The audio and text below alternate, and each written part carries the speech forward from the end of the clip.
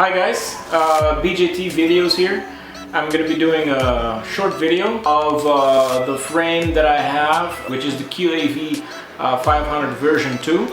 It is a good frame, but I have had a lot of problems with it. And because I've had a lot of problems with it, I just want to save some people out there the headache, let's say. Let's get to the quadcopter right now. Okay, as you guys can see, this is my setup right here. Now you guys need to remember, when you're buying everything that you want to buy, keep in mind how much it's going to weigh and all that stuff. And you're going to have to kind of play with this thing around. Like I have the NASA right here. Before I had the NASA right there in the middle, so I could not get my battery all the way in. And that totally messed up my CG, you know, my CG was back here. And as you guys can see now, my CG is perfectly in the middle. As for the mounting the 3-axis gimbal plate, I've seen a lot of people, they use spacers for between this bracket of the gimbal and the 3-axis gimbal plate. What I've done is pretty easy. I've used this, which is a little circular bit here, and as you guys can see, the carbon fiber, I left it in there so you guys can see exactly what I've done. Is I've just taken that and I just went through the plate. Taking that out, now you don't have to worry about no spacers, no nothing.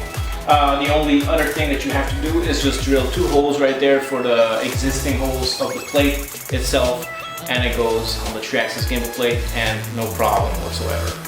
What I've also done is I've raised the spacers here. These are 50 millimeters spacers. That allows me to put a big battery inside. It also lets me get to the wires a lot quicker, a lot easier, so I don't have to worry about anything. Right now, I'm using the NASA M Lite, but I've upgraded it with a free upgrade program online, which is something I believe NASA M Lite upgrade to V2. You just type that in and you get to a page there, and you give these guys donations on PayPal. You don't have to, but of course it's great if you do. And you actually upgrade your M Lite to V2, which is what I've done. And that way I can use the PMU of the version 2, which is right here on top. And that gives power to the NASA and also gives power to the gimbal, which I can control then from my receiver.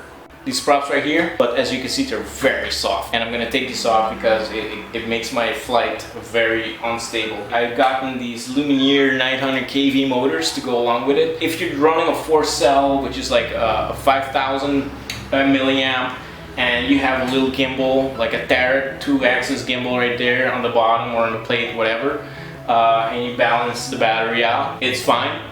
It flies great for like about 8 minutes or 9 minutes, it's okay. As soon as you go with a bigger battery, you know, the bigger 3-axis gimbal and stuff like that, these motors are not gonna cut it anymore. I've done a lot of research, testing myself. I know a lot of people on YouTube, they have all these great quadcopters and they fly great and all that stuff, and when you ask them for help, they're not gonna help you. They just send you this random answer that you know yourself. In my case, I had to go through a lot of failure before I can actually get it going.